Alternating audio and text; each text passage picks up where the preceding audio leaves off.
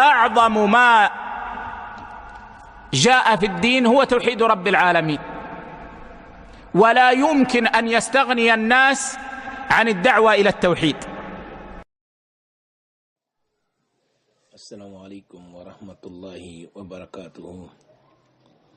الحمد لله الذي أرسل رسوله بالهدى والدين الحق ليظهره على دين كله وكفى بالله شهيدا، وأشهد أن لا إله إلا الله وحده لا شريك له، وأشهد أن محمدا عبده ورسوله صلى الله عليه وعلى آله وأصحابه ومن اهتدى بهداه إلى يوم الدين. أما بعد،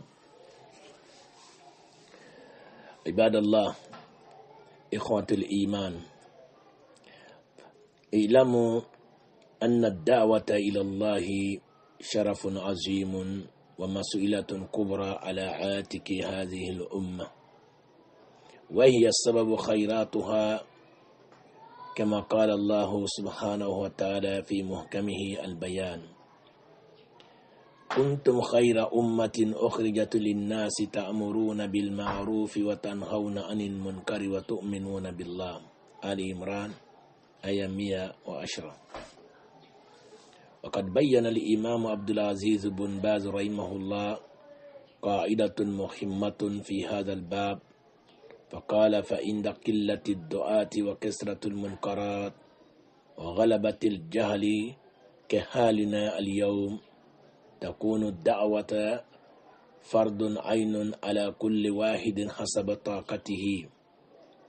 وهذه القاعدة العظيمة تبين أن الدعوة إلى الله في زماننا هذا لم تعد مسؤولية العلماء وحدهم فقط وطلبة العلم والدعاة إلى الله فقط، بل أصبحت واجبا على كل مسلم ومسلمة بحسب قدرته وعلمه ليشارك كل في رفع الجهل ونشر التوحيد والسنة ومحاربة الشرك والمنكرات والبدع. الحمد لله, louange à Allah qui a envoyé son messager vers et bénédiction d'Allah soit sur lui avec la guidée et la religion de vérité. J'atteste qu'il y a des divinités dignes d'adoration qu'Allah et que Mohammed est son véritable serviteur et son messager.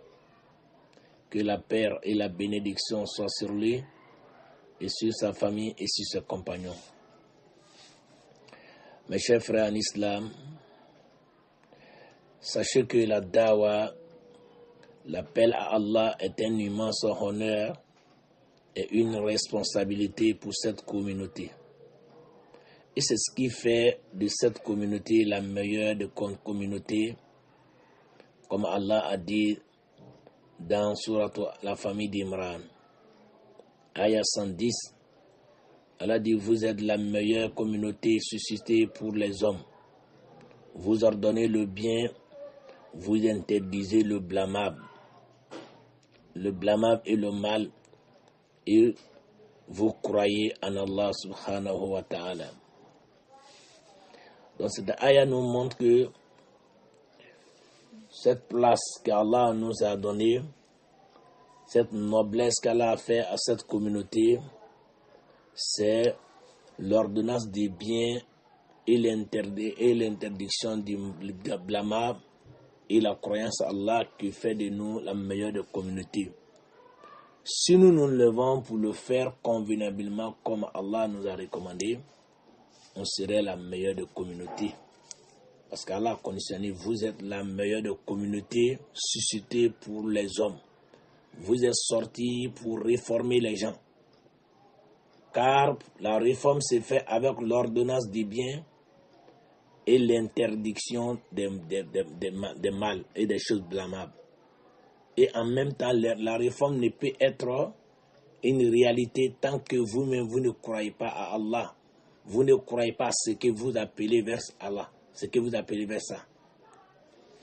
Donc c'est ainsi que chaque imam Ibn Baz rahimahullah ta'ala a établi un principe dans sa parole en se basant sur des textes religieux, les textes coraniques et les hadiths.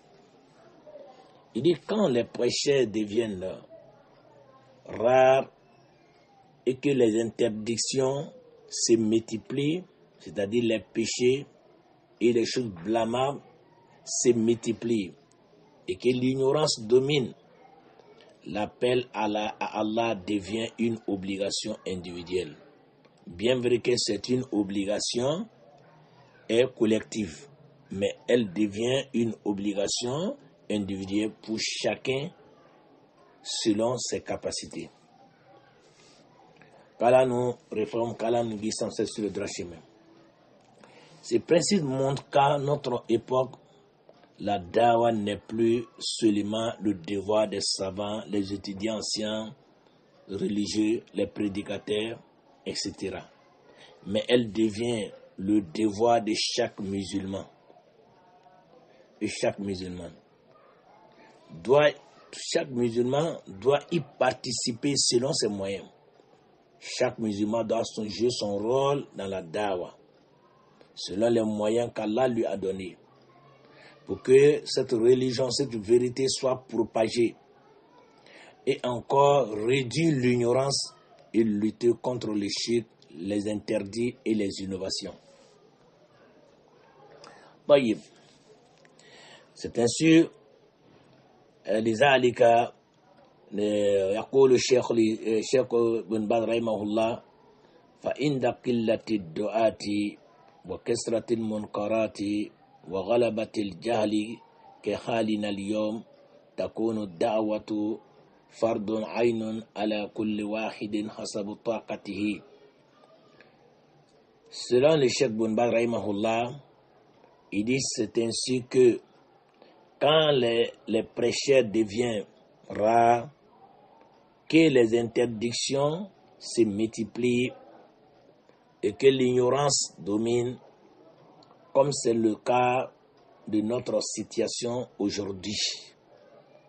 La situation actuelle que nous nous trouvons actuellement dans le monde, nous voyons que les choses blâmables se propagent rapidement. Le mal s'installe partout.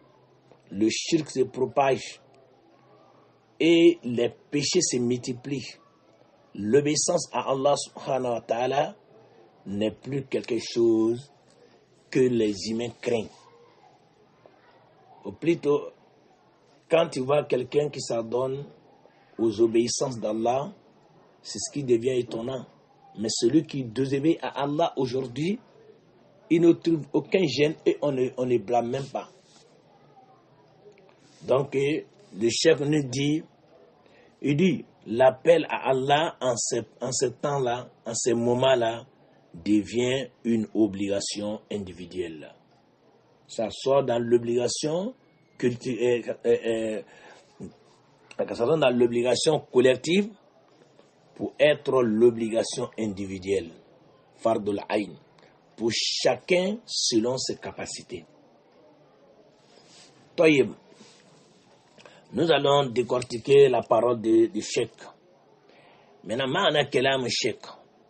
Le Cheikh Ibn Baz rahimahullah ta'ala yasifu waqi'an yushbihu waqi'na al-yawm.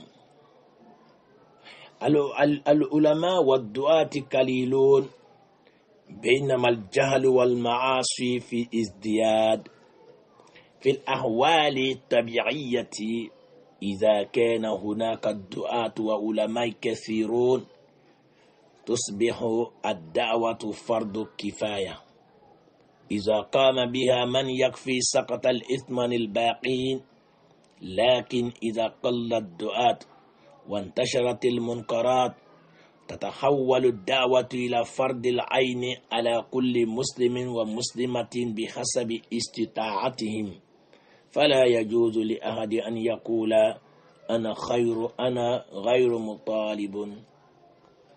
C'est ainsi le sens général des propos de Cheikh Ibn Baz. Nous donne Cheikh Ibn Baz nous décrit ici une réalité où les savants sont peu nombreux, où les interdictions et l'ignorance se propagent, se répandent.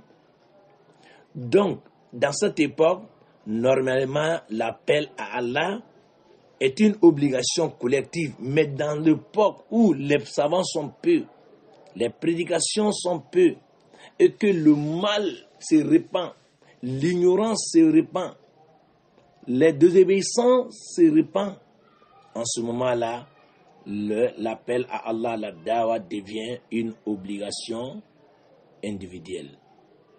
Mais lorsque les prêcheurs sont trop, si les prêcheurs sont nombreux dans une époque et que le mal ne les domine pas, en ce moment, il est dans son cadre de collectif.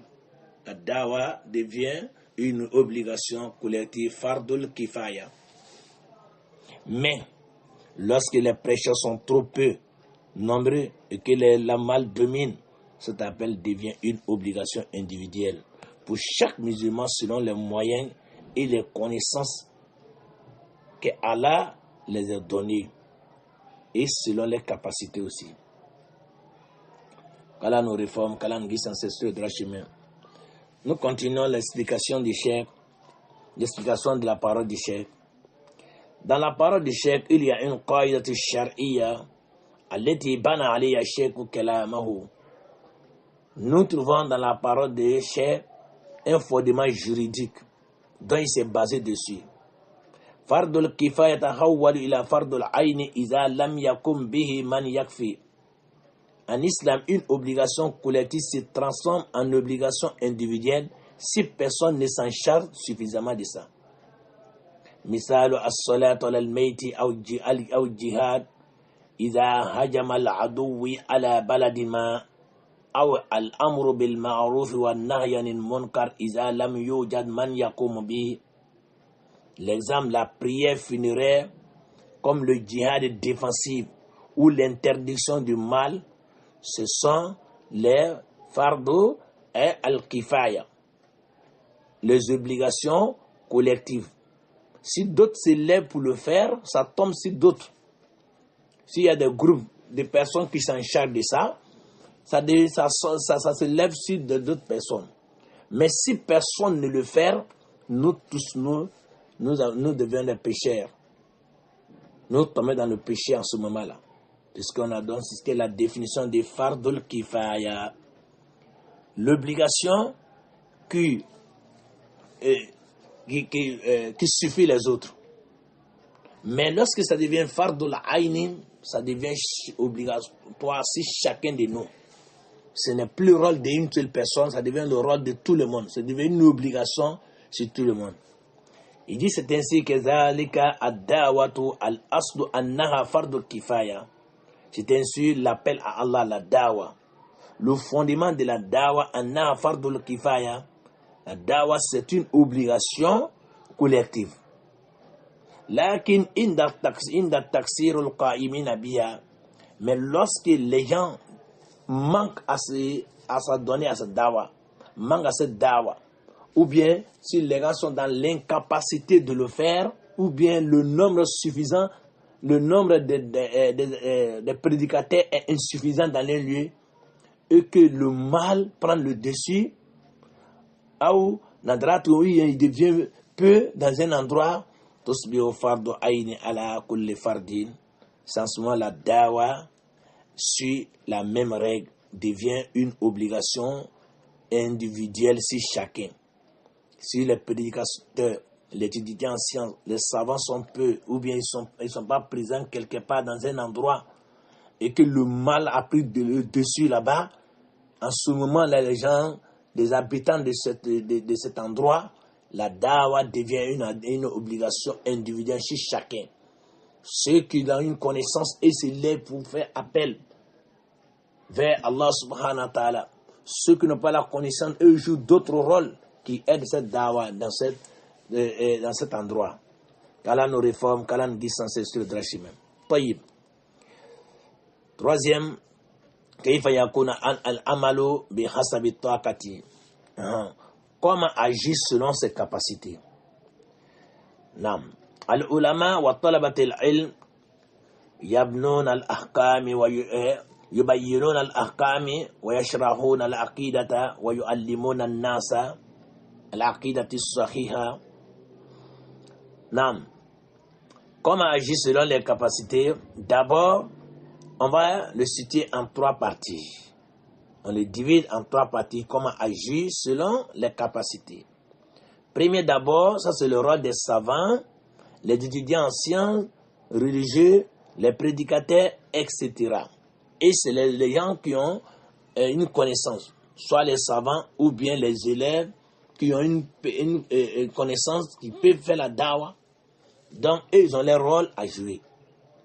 Donc, le rôle des savants et des étudiants en sciences religieuses et d'autres prédicateurs enseignent les gens. Et c'est là pour enseigner les gens. Les enfants qui ont besoin des enseignements, les grandes personnes, ils enseignent. Et ils expliquent la vraie croyance aux gens. Et ils clarifient les règles aux gens. Ils mettent en garde contre le faux, contre le shirk, l'innovation, la désobéissance. Ils encouragent les bonnes actions, la prière, la zakat, le hajj, le tawhid, etc. Ils apprennent le Coran, les hadiths aux gens pour que la relève soit assurée. Les enfants qui viennent, ils puissent avoir la relève. Donc ça c'est le rôle des étudiants en sciences, les savants et les étudiants en sciences. Ça c'est leur rôle. Chacun agit selon dans son domaine. Et ils agissent dans leur domaine parce que eux, c'est ça qu'ils ont fait. Ils ont une connaissance religieuse qui leur permet de s'acquitter de leurs devoirs. Ils donnent l'explication des livres dans les mosquées. Ils font les sorties pour aller dans les villages, pour aller enseigner ceux qui ne connaissent pas. Donc, ils font des conférences, des séminaires, pour des thèmes, dont les thèmes des réalités qui sont en conformité avec la réalité. Ils font les sermons du vendredi aux gens, etc. Les rappels. Ça, c'est le rôle des étudiants, les savants et les étudiants en sciences. Taïb. Deuxième maintenant, comment agir selon sa capacité. Les deuxièmes capacités, ce sont les musulmans ordinaires, les musulmans communs. Ils n'ont pas de science pour propager la religion d'Allah. Donc eux, leur rôle devient quoi? Conseil. Ils se conseillent mutuellement entre eux. Ils rappellent aussi entre eux. Ils transmettent aussi la parole des savants et la parole des étudiants en sciences. Ils propagent le bien aux gens. Ce qu'ils connaissent dans le Coran, ils peuvent enseigner ça à d'autres qui ne connaissent pas. Et aussi ce qu'ils ont connu, ce qu'ils ont entendu et ce qu'ils ont pris comme enseignement du Coran et la Sunna auprès des étudiants en sciences, ils le mettent en pratique. Et dans les échanges familiales, ils donnent et ils font la dawa. Ils orientent vers la vérité. Et dans les échanges entre les collègues aussi, ils font la dawa. Et encore, entre amis, causerie, ils font la dawa. Ce qu'ils connaissent dans les assises des savants et les assises des étudiants en sciences, dans ces échanges-là, ils propagent ça, ils montrent ça aux gens, ceux qui ne le connaissent pas. Et encore, ils procèdent dans les moyens, ils procèdent aux achats des livres. Ils procèdent aux achats des livres islamiques pour les prédicateurs, pour leur permettre de bien expliquer, d'expliquer ça aux gens. Et ceux qui veulent apprendre aussi, de leur donner des livres, d'acheter des kitabs pour eux. Et la prise en charge des enfants dans les centres de mémorisation du Saint-Coran. Les enfants aussi qui font les apprentissages religieux dans les écoles religieuses, l'école islamique, ils prennent les enfants en charge pour que les enfants apprennent bien, s'ils n'ont pas les moyens. Ils prennent les enseignants en charge pour qu'ils enseignent les enfants. Tout cela, c'est le rôle des musulmans communs, le musulman ordinaire qui n'a pas la science, mais Allah lui a donné de certains moyens. Il met ça à la disposition de sa religion pour que la dawa puisse prendre de l'ampleur et pour que le mal, et pour qu'on puisse réduire le mal. Il vient en aide des nécessités. Ceux qui sont dans les besoins, on les aide. Tout cela sont les moyens de dawa. Voilà pourquoi l'islam dit que la zakat, on donne ça, c'est-à-dire ceux qui se convertissent en islam. On leur donne la zakat pour que ça raffermit les foi. Donc tout le monde peut faire ça, comme le savant peut le faire, le prédicateur peut le faire, comme le musulman commun peut le faire. Voyez. Troisième moyen de faire la da'wah, c'est le moyen moderne qu'Allah nous a donné. Le téléphone, l'ordinateur, les réseaux sociaux, les radios, les médias, tout ça là, ce sont les moyens modernes, les véhicules. Allah nous a donné tous ces moyens-là pour appeler vers la religion d'Allah. Donc on peut faire la da'wah avec tous ces moyens-là. On rentre sur les réseaux sociaux, on envahit les réseaux sociaux pour que la vérité soit divulguée. Les innovateurs qui prennent le contrôle des réseaux sociaux, on les balaye là-bas en clarifiant les situations, en montrant les situations aux gens, en donnant la vérité aux gens pour que le faux puisse partir. Mais si nous laissons ces moyens-là aux gens, les égarés vont venir s'accaparer de ça, ils vont égarer les gens. Ils vont égarer plus de personnes encore. Aujourd'hui, les réseaux sociaux sont les moyens de faire la dawa. Parce que ça atteint plus de personnes que toi-même, tu ne peux pas rassembler ces personnes-là. Parce que tu peux faire un dars quelque part, assis dans un endroit, au milieu de quelques personnes. Mais lorsqu'on prépare ici les réseaux sociaux, ça peut atteindre milliers de personnes. Donc aujourd'hui, ce sont les moyens modernes qu'Allah nous a donnés, dont nous pouvons l'utiliser pour faire la dawa. Les médias. Et encore, les moyens, on peut utiliser aussi les moyens pour faire des séminaires, des dawras, les conférences dans les différents endroits, conférences publiques dans les différents endroits de la ville ou bien dans les villages. Ceux qui n'ont pas accès à la dawa, pour que nos moyens puissent nous amener vers eux pour les apprendre la religion. Etc. Et le bon comportement aussi. Montrer le bon comportement, c'est un moyen pour convertir les gens aussi. Le musulman doit avoir son bon comportement. À travers ton bon comportement, quelqu'un peut se convertir, etc. Les moyens de déplacement. Ce sont les choses aujourd'hui modernes qu'Allah nous a données, qui nous facilitent la dawa. On se déplace facilement pour aller dans un endroit, pour aller faire la dawa, puis retourner, etc. Tout cela, ce sont les moyens qu'Allah nous a donnés. Nous utilisons pour chercher la face d'Allah, subhanahu wa ta'ala, l'agrément d'Allah, en propageant la religion d'Allah avec ces moyens. Dans ton téléphone, tu es assis là, tu peux propager beaucoup de durous à travers ton téléphone. L'internet aujourd'hui, les gens l'utilisent pour désobéir à Allah. Ils rentrent sur les différents réseaux sociaux pour désobéir à Allah, mais toi, tu rentres là-bas pour obéir à Allah, pour propager la religion d'Allah. C'est ainsi, la dise du messager d'Allah s'applique sur toi. Le messager d'Allah dit, Addalu alal khayri kefa'ili. Celui qui indique ou guide vers le bien est comme celui qui le fait. C'est-à-dire, toute personne qui oriente ou encourage autrui à faire le bien, à faire une bonne action, on a la récompense de celui qu'il a ordonné, celui qui a fait la bonne action là, et celui qui a ordonné, et celui que tu as ordonné de le faire sans que pour lui soit diminué. Donc le messager d'Allah nous a dit, cet hadith-là, nous encourage à faire le bien. Donc, etc. Dans les moyens modernes aussi, la construction des édifices religieux, comme mosquées, écoles religieuses, les centres de formation religieux, etc. Tout cela, ce sont les moyens pour propager la dawa, etc. Imprimer le Coran aux derniers gens, achat des livres, tout cela, ce sont les moyens pour aider notre religion. Les gens qui sont dans les élèves qui sont dans ces centres-là, les prend en charge pour qu'ils puissent apprendre. Apprendre en charge les enseignants aussi.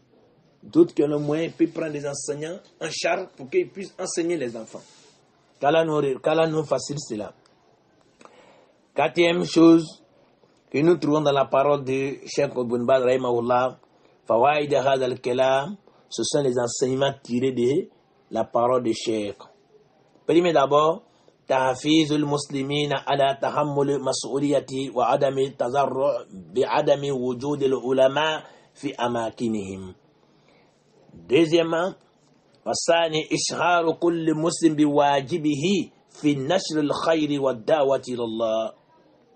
ثالثا التنبيه على خطورة الواقع قلة العلم وكثرة المنكرات. رابع التأكيد على مرونة الشرعية، التكليف على قدر الاستطاعة، كما يقول الله سبحانه وتعالى فاتقوا الله ما استطعتم. سورة التغابن آية 16. Les enseignements tirés de la parole de Cheikh Boun Baz rahimahullah. D'abord, nous tirons comme enseignement la parole de Cheikh, encourager les musulmans à prendre leurs responsabilités et ne pas s'excuser en disant que les savants ne jouent pas leur rôle ou on n'a pas de savants ici. Ça ne doit pas être un obstacle pour enfreindre à la dawa. Ça soit quelque part que nous n'avons pas de savants alors que nous avons des étudiants en sciences là-bas qui peut traduire la parole des savants. Donc le manque de savants dans un endroit ne peut pas être un obstacle pour la dawa. Ou bien, si nous sommes incapables d'avoir des savants ou bien des étudiants en sciences, nous nous mettons ensemble pour déplacer un étudiant en sciences dans ces lieux-là pour enseigner nos enfants, pour propager la dawa là-bas, pour ne pas que le mal vous englobe. Parce que si vous enseignez pas de dawa dans un endroit, il faut savoir que si tu ne fais pas la dawa, l'obéissant va vous faire la dawa. Le shaitan va faire la dawa à votre place. C'est comme ça. La dawa, c'est une obligation. Si vous laissez la dawa et vous vous asseyez, le shaitan fera la dawa à votre place. Mais est-ce que la dawa du shaitan est profitable? Ça va vous nuire plus. Parce que ce qui est avec vous va se dégrader. Votre sang va se dégrader. Encore votre foi va se dégrader. Et encore vous allez aimer les péchés, les désobéissances. Et vous allez tomber dans le pire des choses qui est le shirk. Le shaitan va venir vous encourager à faire certains actes. Et sous prétexte que ça ne fait pas partie des shirk, c'est pas grave. Donc la dawa, c'est quelque chose, ça revive la foi. Ça vous donne, ça vous amène à vous acquitter de vos obligations. Qu'Allah nous réforme. Les enseignements tirés dans la parole de Cheikh, encore, chaque musulman doit ressentir sa responsabilité à ne pas attendre uniquement les savants. Chacun doit se lever pour prendre sa responsabilité. Ce qu'il peut faire pour propager la religion d'Allah, qu'il le fasse. Troisième, plus les interdictions se préparent, plus la responsabilité individuelle augmente. Quatrième, la règle islamique de base est la parole d'Allah subhanahu wa ta'ala. Craignez à Allah autant que vous le pouvez. Donc personne ne peut s'asseoir que non, je ne peux pas. Allah même t'a ordonné que de le craindre autant que tu le peux. Donc tu le crains Allah à ta possibilité. Ta possibilité, si c'est pour propager de certaines fawaïd, c'est ta possibilité. Tu n'as rien, mais tu as un téléphone. Tu paies forfait, il faut l'utiliser pour propager la parole d'Allah subhanahu wa ta'ala. Et cinquième, la dawa doit se faire avec science, sagesse et douceur. Chacun à son niveau. Chacun a son rôle. Toi, tu n'es pas appris, tu n'es pas un étudiant en sciences, ne te mets pas dans la dawa. Parce que la dawa se fait avec science. Et il y a une règle dans ça. Et Allah subhanahu wa ta'ala nous a dit dans le Coran, قل هذه سبيلي أدعو إلى الله على بصيرة أنا ومن اتبعني وسبحان الله وما أنا من المشركين. Allah nous a dit dans le Coran, dans Surat Yusuf, ayat 108, dit, voici ma voix, j'appelle les gens à la religion d'Allah subhanahu wa ta'ala. Moi et ceux qui me suivent, nous nous basons sur une preuve évidente, sur la science. Gloire à Allah, et je ne suis point du nombre des associateurs. Donc ici, Allah nous a dit que Mohamed, dis à ta communauté que c'est à ta voix que tu appelles Allah vers ça est basée sur la science. Donc la dawa ne peut se faire sans la science. qu'Allah nous réforme. Donc chacun a son rôle à jouer dans la dawa. Cinquième chose que nous tirons dans la parole de Cheikh Boun Baz, dawabitu muhimmatin, c'est-à-dire règle importante. Ad-da'watu takunu bil ilm wal hikma fala yaqulu al insan ala Allah bila ilm. يبدأ المسلم بما يعرفه يقينا من أصول الدين والأحكام الظاهرة، يرفق في دعوته ولا يعنف إلا في موضعه الشرعي، يتذكر أن الدعوة أمانة وعبادة وليست مجرد النشاط الاجتماعي. Les règles importantes que nous tirons dans la parole de Cheikh Ibn Baz: la paix à Allah, la dawa doit se faire avec science et sagesse. Il ne faut pas faire la dawa sans connaissance. C'est comme tu diras quelque chose à Allah dont tu n'as pas la science. Donc, cela est interdit. Le musulman commence par ce qu'il connaît avec certitude. Tu commences la dawa, la connaissance dont tu as. Ce que tu ne connais pas, tu ne dis pas. Tu fais la dawa selon ta connaissance, ta possibilité de connaître, ta capacité de connaissance, tu te limites à ça. Pour ne pas que tu puisses dire des choses dans la religion d'Allah, ce que Allah n'a pas dit. Et c'est un grand péché. Qu'Allah nous épargne de cela. Bien vrai que la dawa c'est une obligation, mais elle se fait avec la science. Taïb. Non. Il doit faire preuve de douceur aussi dans sa dawa et de ne recourir à la fermeté et à la dureté que dans un cadre légitime. Si la dureté, tu dois l'utiliser dans un endroit, sans ce moment, il faut l'utiliser. Mais, Liban, le da'i, c'est-à-dire le prédicateur, doit utiliser la douceur, la sagesse dans sa dawa. C'est ainsi que Allah a dit à le messager d'Allah: Udu ila sabili rabbika bil hikmati wal mawa'izatil hasana. Il dit: appelle vers ton Seigneur avec la sagesse, avec une bonne exhortation. C'est un ordre d'Allah. Donc un da'i qui n'utilise pas ça dans ta dawa, son dawa vaut à l'échec. Qu'Allah nous réforme. Il doit se rappeler que la dawa, l'appel à Allah, est un dépôt et un acte d'adoration et non un simple activité. La dawa vers Allah subhanahu wa ta'ala, il faut que le prédicateur qui fait la dawa doit se rappeler que la dawa, l'appel à Allah, est un dépôt et un acte d'adoration. Quand tu le fais, c'est une adoration que tu le fais et non simplement une activité sociale. Ce n'est pas une activité sociale, ou bien ce n'est pas un lieu de chercher l'argent. C'est une adoration qu'on le voue à Allah subhanahu wa ta'ala seul. Et tu dois être sincère dans ta dawa.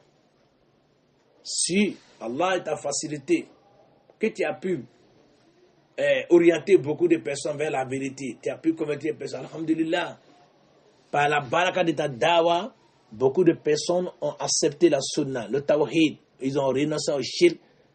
Alhamdulillah, c'est un bien.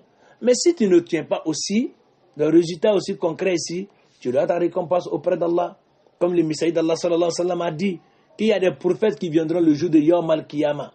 D'autres, ils auront beaucoup de personnes qui l'ont suivi. Et d'autres n'auront pas que 2 personnes, ou bien 3 personnes.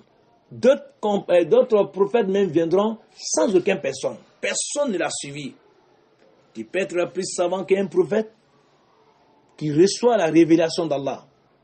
Tu peux être plus éloquent qu'un savant et un prophète. Non. Mais la dawa, c'est Allah subhanahu wa ta'ala qui guide les gens. C'est pas toi qui guide. Fais ce qu'Allah t'a ordonné de le faire avec la sagesse, avec une bonne exhortation. Si Allah met la baraka dans ta parole, Allah guide des gens à travers ta parole. Alhamdulillah, tu l'as la récompense. Voilà pourquoi Allah a dit à le messager d'Allah: Innaka la tahdi man ahbabta, walakinna Allah yahdi man yasha. Que tu ne guides pas celui que tu veux, mais c'est Allah qui guide celui que Allah même veut. Donc, ad-da'watu tawfiq, al-hidayatu tawfiq biyadillah. Qu'Allah nous réforme. Al-khulasa, Kalam Cheikh Ibn Baz rahimahullah ta'ala. Nous allons résumer la parole de Cheikh Ibn Baz rahimahullah ta'ala. Qa'idatul muhimma fi bab ad-da'wati ila Allah, avec un règle méthodologie pour l'appel vers Allah subhanahu wa ta'ala. إذا كان هناك من يقوم بفرض ويكفي الأمة بقي الحكم فرض الكفاية، وإذا لم يوجد من يكفي صار فرض عين على كل مسلم أن يدعو بما يعرفه ويستطيعه ولو على مستوى أسرته أو أصدقائه. الهدف حفظ الدين وتقليل الجهل ومحاربة المنكرات والشرك والبدع. Le chef dit, tant qu'il y a assez de prêcheurs, assez de savants compétents pour faire la dawa reste dans l'obligation collective, dans son obligation collective. C'est-à-dire, fardul kifaya, il reste dans l'obligation de collective, l'obligation suffisante. C'est-à-dire, si d'autres personnes, s'il y a des savants déjà, qui sont déjà aptes pour faire la dawa, qui sont nombreux, dans l'obligation se lève si chacun, ça devient rôle, excusez-moi, voué aux savants seulement, parce qu'ils sont nombreux. Et le pays aussi a donné les moyens, comme l'Arabie Saoudite. Il y a plusieurs savants là-bas, plusieurs étudiants anciens. Le pays les aide aussi. Il y a un ministère de dawa qui s'occupe des dawa, un ministère de culte, tout ça là. Donc les moyens sont disposés à aider la dawa, à propager. Les savants sont là, ils font les durous partout, dans les mosquées, etc., partout. Donc en ce moment-là, il est dans son obligation collective. Le cheikh dit, mais quand ils sont rares quelque part et que le mal domine là-bas, ça devient un devoir personnel pour chaque musulman de transmettre ce qu'il sait, de corriger le mal dans la mesure de ses capacités. Car l'objectif est de préserver la religion d'Allah, de réduire l'ignorance et de combattre le shirk, les interdictions et les innovations. Car là, nos réformes, si nous allons nous arrêter ici et donner conseil à tous les frères à apprendre notre religion. Ne faisons pas dawa dans l'ignorance. Ne faisons pas dawa dans la précipitation. On fait la dawa pour tomber dans l'ignorance, pour désorienter les gens. Donc nous exhortons les frères à doubler d'efforts pour apprendre. Pour qu'aujourd'hui, nous sommes dans une époque où, comme le cheikh a dit, la dawa devient une obligation individuelle. Chacun doit faire un effort. On n'a pas s'asseoir que, bon, moi je n'ai pas appris. Non, non, non. Ce n'est pas une révélation qui descend sur les gens. C'est les efforts que nous faisons pour apprendre. Apprenons. Apprenons. Et nous pouvons faire ce que nous avons eu comme science. On peut le propager aussi. Pour que la dawa puisse se propager. Pour que le mal ne vienne pas nous envahir. Pour que les malfaiteurs, les innovateurs, le shirk viennent nous envahir. En ce moment, nos enfants seront plus en sécurité. Et nous, on ne sera pas en sécurité. Tant qu'on ne fait pas la dawa, on ne sera pas en sécurité. La dawa sécurise ton entourage. La dawa maintenant te sécurise et puis ça sécurise ton entourage. Mais lorsque vous vous taisez, il n'y a pas de dawa, même dans une mosquée où il n'y a pas de dars, il n'y a pas de dourou dans une mosquée, les gens deviennent ignorants dans la mosquée. Ils font des innovations. Ils tombent dans l'innovation.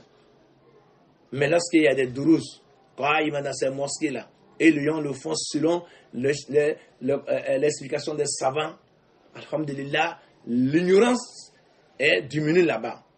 Et la science prend la place là-bas. Et le shaitan s'éloigne.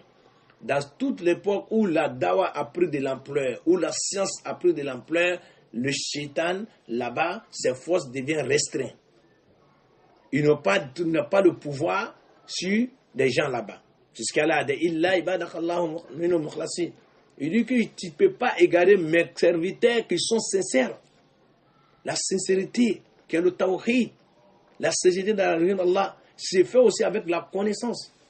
Qu'Allah nous réforme, qu'Allah nous guide sans cesse dans le chemin. Si nous allons arrêter ici, Allah subhanahu wa ta'ala, nous disons qu'Allah nous aide à mieux propager sa religion. Nous Allahumma arina al-haqqa haqqa warzuqna ittiba wa arina al-batila batilan warzuqna ijtinaba. Allahumma ihdina wa ihdina sabina واجعلنا سبحا لمن اهتدى وصلى الله وسلم وبارك على نبينا محمد وعلى آله وصحبه أجمعين وآخر دعوانا الحمد لله رب العالمين.